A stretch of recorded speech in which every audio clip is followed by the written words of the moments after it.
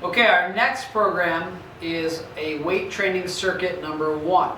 Now this one I designed to be simple, but we're looking at using heavier weights here. So this is not like the others where it was either body weight or light weights. This is one to where you're going to want to be using heavier weights. Now this is something, again, you're going to want to work at your own level, so you don't have to just jump into something heavy. But if you're more experienced, this is just kind of a groundwork and foundational type stuff that's important for everyone to be working on. So with this one, instead of having like a 3, 5, and 8 pound set of dumbbells or 10s, this one you want to have, if you have like a rack of dumbbells at home, maybe they go up to 25 pounds or even more. Some people have them up to 55 or 100 pounds. This is something you can actually apply to. Now these are just foundational things. Obviously there's a lot more you can do. But this, again, trying to design a program using limited to no equipment, this is something where if you have this stuff, this would be a good program to kind of start with. There is a circuit number 2, which is an upgrade from this, which is not going to be 9 exercises, it's going to be 12, but it's just kind of building off this with some modifications. So with this program, you can either be using dumbbells or barbells. Now there's typically going to be 2 types of barbells. You're going to have Olympic size, which is going to be the big collars at the end with the big clamps. We're going to have a standard size, which are smaller. So those would be something like you would see like a body pump class or much smaller bars. Doesn't matter which one you use, weights are weights. Obviously just being aware that if you have the smaller standard size, you can't load a ton of weight up on those bars because they will flex and bend.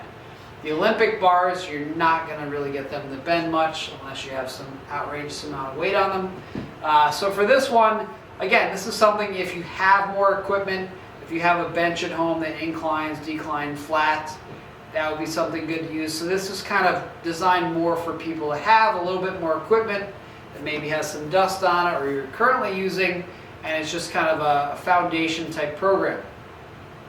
So I would suggest if you're just starting off to start more with the body weight stuff, then move into like the dumbbells, circuit 1 and 2, go into resistance training and kind of work your way up into this because this is a bit more advanced.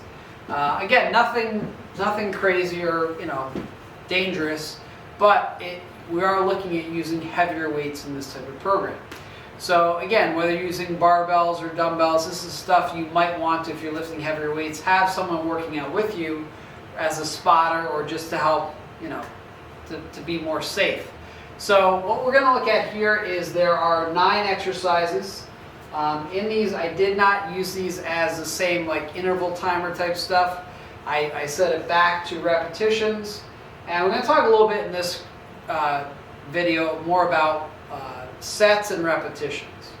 So the main thing is a standard is 3 sets of 15, which is what I wrote in here.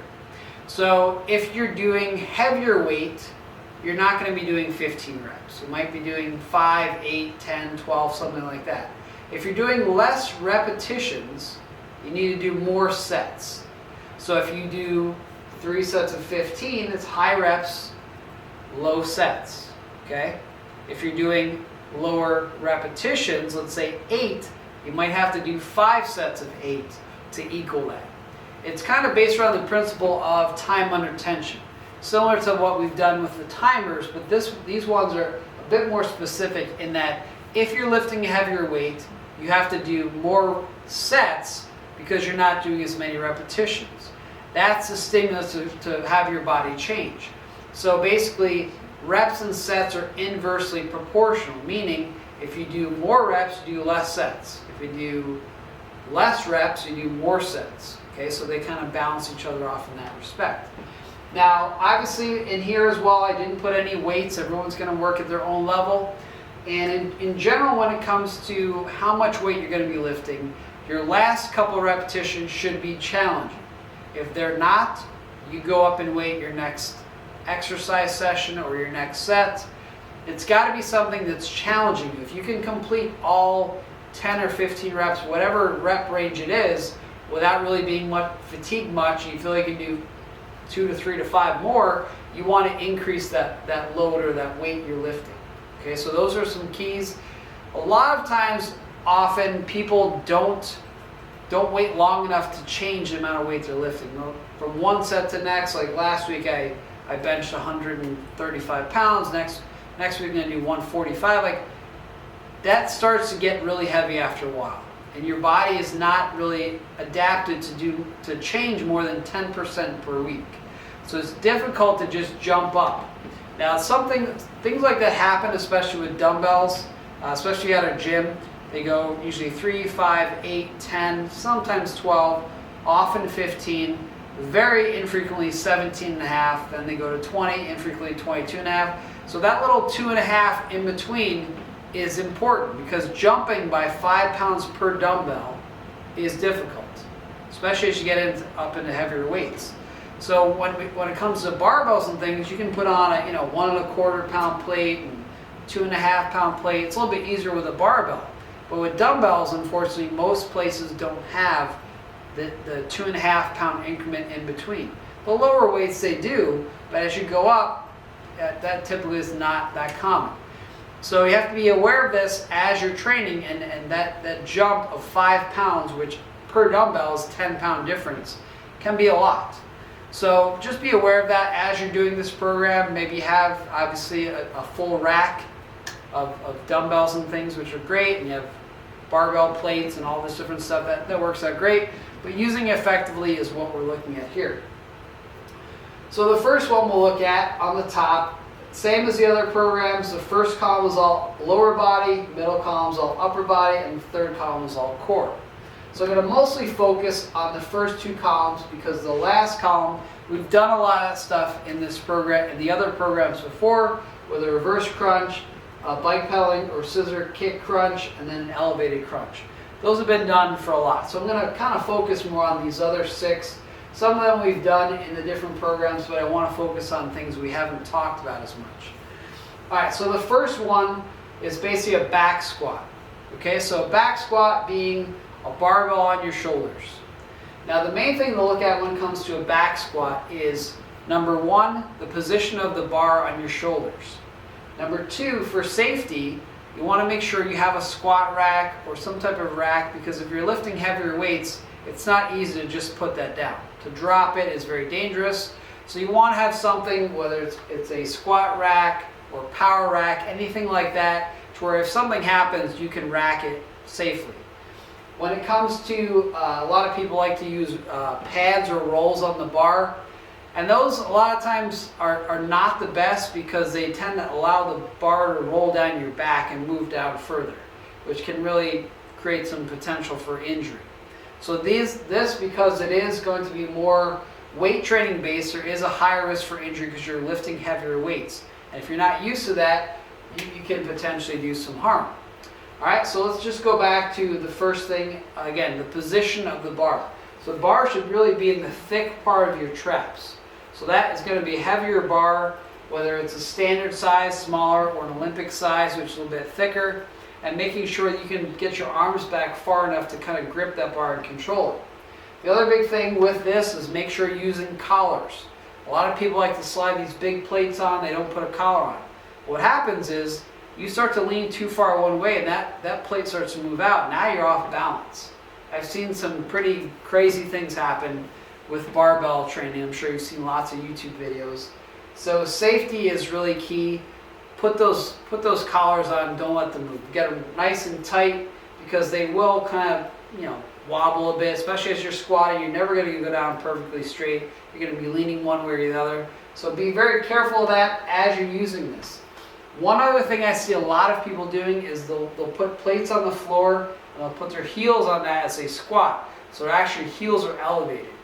That is not good for your knees. There's a lot of old school things out there, and having that kind of pitch is putting all the weight into your knees, and you really don't want that. There are a lot of different reasons that people do different powerlifting movements and things, but for the average general fitness, don't put anything on the floor, especially those things could slide out. You don't want to have anything anywhere near you if you have a bar on your back. You want that floor to be totally clear. You want something you can rack that if you need to, if you're in a power rack, or you have a squat rack. Some of the squat racks have like a long rail that comes out, so in case you got to set it down on that. It's could have a lot of potential for harm if you're not safe. So with the squats, a lot of people like to use belts and things like that. I'm not a huge fan of using belts unless you're doing something crazy heavy. You should have a strong core. You should build up your core. So these things should not be that strenuous on your stomach muscles. But if you're doing, crazy powerlifting and real heavy stuff, you probably want to do that stuff and work with a specific coach that's going to give you the right equipment and guidance on that. That's not what this program is for. So again, that's the first exercise, is going to be a barbell squat. Typically you're going to come down to a parallel position, which is the same height as your knees. If you drop below that, you can go slightly below that. Don't go super deep on these general squats. You can also, if you have any kind of knee or back pain and things like that, you might want to come to just above parallel. It doesn't have to be all the way down. Okay, so that's, again, a foundational exercise. So if you're looking to really build strength, you're going to be lower reps, heavier weights, but more sets. The second one we're going to talk about is the one right here in the middle. It's basically just an incline dumbbell press. Now, you can use dumbbells, you can use a barbell. If you're using barbells, obviously you're going to want an incline bench where the bench is set and you have a rack, so if you need to put it back on the rack, you can. If you're using dumbbells, obviously it's hard. You're not going to be able to reach the ground while you're sitting on the bench. So what you want to do, get them in your hands, kind of sit them on your knees, and as you're on the bench leaning back, you kind of hop the dumbbell up with your knee to get it up in position. And or if you have a spotter, they can hand you the dumbbells while you're in place, especially if you're lifting heavier. If you have someone spotting you, don't have them spot you at your elbows. The reason for that is if they spot you at your elbows or pushing your elbow up and your weight comes in, it can punch you right in the face. You don't want that. That'll take out a bunch of teeth. So if someone is spotting you, have them spot you near your wrists. Guide your wrists. And then if you have to, you can just drop the dumbbells off to your side, make sure your feet are up out of the way. And again, make sure it's a safe floor to drop them on, because they can be quite dangerous and hazardous to a floor. But if someone is spotting you, have them spot your wrists. If you're using barbell, things like that, their hands are going to be on the bar or slightly touching the bar the entire time. Keep that bar moving. You definitely don't want to be coming up and then go back, and then the person has to try and lift it. They could potentially be injured or topple onto you. There's been, obviously lots of YouTube videos of that. But the main thing with this, I do prefer having people do an incline press because it's more functional. Meaning like a flat bench press, flat on your back, you would never do that in everyday life. Unless you were trapped under something like pinned, you might have to do that. But for all sports and things like that, it's always a push kind of at an incline direction. So an incline press is much more functional than would be a flat bench press and things like that. And again, that's a sport in itself, powerlifting with deadlifting, bench press and all that good stuff. So those two are, again, you can use a barbell, you can use dumbbells, you can use obviously dumbbells for the first one as well, but it's going to be a different type position. Okay, so again, I'm not going to talk as much about the core stuff. I'm going to go back to the next one over here. So the next one down, in the first column, second one down, is a deadlift. Now this deadlift, you can be using dumbbells, you can also use barbells. Again, could be standard or Olympic barbells. They have to stay nice and close to your thighs and shins, kind of like a rolling pin. This one is very important, a foundational exercise for your glutes, hamstrings, and low back, all working together. Making sure that you're not rounding your back, you're not straining to come up. Okay, hernias and things like that are pretty easy to do if you don't have the core strength. If you're using a belt, sometimes that increases the risk of having a hernia. I've worked with several people who have had hernias, and they used to use belts all the time. Okay, our next exercise is going to be the row or the back lats exercise in the center. So this is basically showing someone doing a single arm row using a bench. Now this is an exercise where you can definitely increase the amount of weight you're lifting, and by using the bench as a support, it allows you to use a bit heavier weight. It's kind of tough on your back if you're leaning over lifting really heavy dumbbells. So by using a bench or anything, a box, whatever, that kind of gives you the ability to kind of use one arm and kind of increase your range of motion a bit. So this is one, sometimes you'll see some people lifting some really heavy dumbbells, getting some really big lat development out of it. There's different positions you can twist or change your position of your row. You can do a wide row where your elbow goes out to the side. You can be straight in like this, like a neutral row. You can do a twisting row. A lot of different things you can do with that, but again, it's developing your lats and your upper back. Typically, again, you're going to do it with one side at a time. Now, if we're looking at what that's going to do for your body, that's especially if you're looking to develop your upper body, that's one of the foundational pulling movements, right? So we have push and pull are the big ones. Push is going to be the chest press above it, and a pull is going to be the row below it. When we look at the other movements I talked about in one of my videos, squat and bend, those are going to be the first two, top and the next one down in the first column. Again, I'm going to talk a bit more about these 6 on this side versus the 3 over here, because these are foundation ones we haven't talked as much about. If we're looking at the bottom one, it's a reverse lunge with dumbbells. Okay, you could do this with barbells as well, putting the barbell across your upper back, right in your traps, the thick part of your muscle, making sure you're keeping your balance. One thing, if you're using a barbell on a lunge, a lot of people have the tendency to lean forward with it. If you want, you can actually hold it out in front if you're using a barbell or dumbbells, or hold them at your sides. Now, being a reverse lunge, you're going to be stepping back. Step back into it, alternate sides, or you can do one set and then do another set for the other side. So this one, you want to really make sure that your back knee is coming down towards the ground, but not touching, okay? So if you are stepping back, you're stepping back far enough so your legs have enough space to go to 90 at the knees and hips. Very important, but again, a foundation exercise that really develops a lot of your muscle mass in your lower body. It's going to be glutes, hamstrings, quads, some calves as well to try and balance your body off. So that one especially is really kind of a foundation because it's unstable. Notice the other two with your squats and your deadlifts, your feet are basically in position, you're not really moving. So with this one, when you're moving, you're having to do a lot more core stabilization with it. And if you're using heavier weights, your core is going to work harder to try and stabilize your body. All right, our next one here are the 6 in this group, which would be the 8th of the total group, is tricep extensions. So this one is using a single dumbbell. This is one typically you're going to see some heavy dumbbells being used. But basically what you would do, you can do it standing or seated, and you're going to get the dumbbell up to your shoulder height. So you're going to have the dumbbell, so you're holding the top of the dumbbell, it's going to be vertical. In that position, you want to swing it around and get it above or behind your head and tip your head slightly forward. Keep your elbows in pretty close, tricep extension up and down. And when you do that, you want to try and keep that dumbbell straight up. You don't want it to angle and pitch. With a heavy dumbbell, you're not going to be able to do that. The other thing is you want to tilt your head slightly forward so it doesn't hit you in the back of the head. In terms of your elbows, I've had a lot of clients that can't keep their elbows in. Their elbows flare out to the side. They don't have the shoulder mobility to keep their elbows in close to their head as they're pressing. That's fine if your elbows flare out to the side. Just note that you want to keep that dumbbell nice and straight up. Now again, that's a foundational exercise, really going to develop a lot of muscle in your triceps.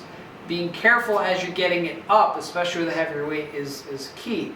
And as you're fatigued and trying to get it to your shoulder first and then get it down is another thing.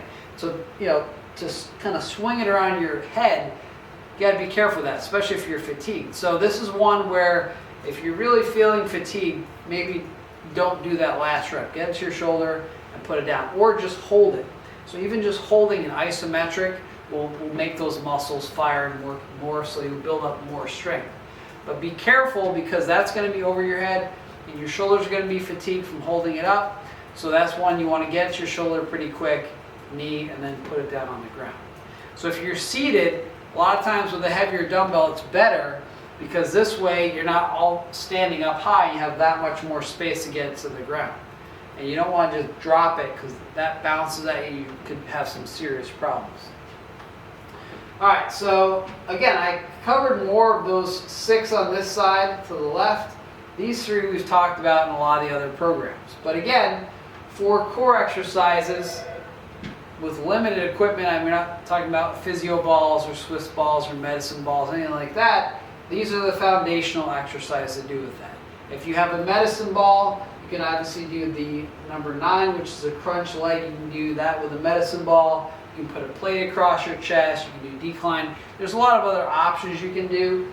But for the most part, when it comes to this stuff, I want to just keep it kind of simple and basic to the foundational movements that work really well to help improve your overall strength.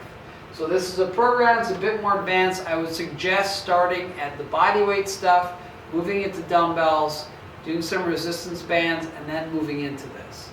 If you've already done some of this stuff, this might just be simple stuff to do.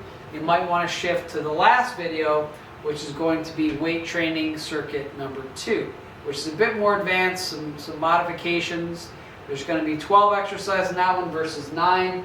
So a bit more advanced and something you might want to try if you're at that level. But don't be too quick to jump up levels unless it's something that you feel you can actually do.